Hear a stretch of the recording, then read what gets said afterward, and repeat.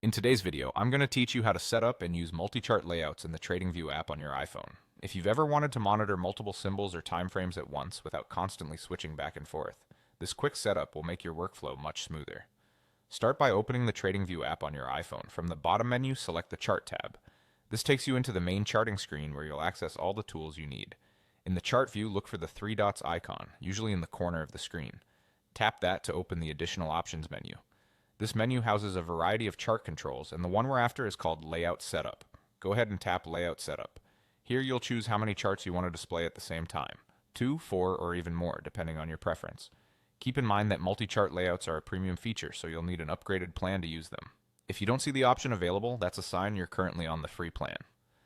Upgrading unlocks this feature and lets you design a grid that suits your analysis style. Once you select a layout, your screen will split into panels, with each chart living in its own panel. The grid helps you compare symbols or time frames side by side at a glance. Every panel is independent, which means you can customize each one without affecting the others. Simply tap on a chart panel to make it active. When a panel is active, you can change the symbol, adjust the time frame, or tweak any settings and indicators for that specific chart only. This independence is key. For example, you might set one panel to a daily time frame to track the bigger trend, while another shows the 5-minute time frame for short-term entries.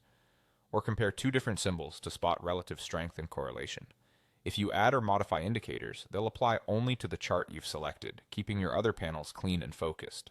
If your screen feels crowded, remember you can rotate your phone to landscape for more room.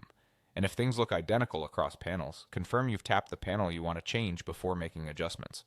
That's it. Open the app, go to Chart, tap the three dots, select Layout Setup, pick your grid, and customize each panel by tapping it. With this setup, you'll analyze faster, compare smarter, and make decisions with more context in one view.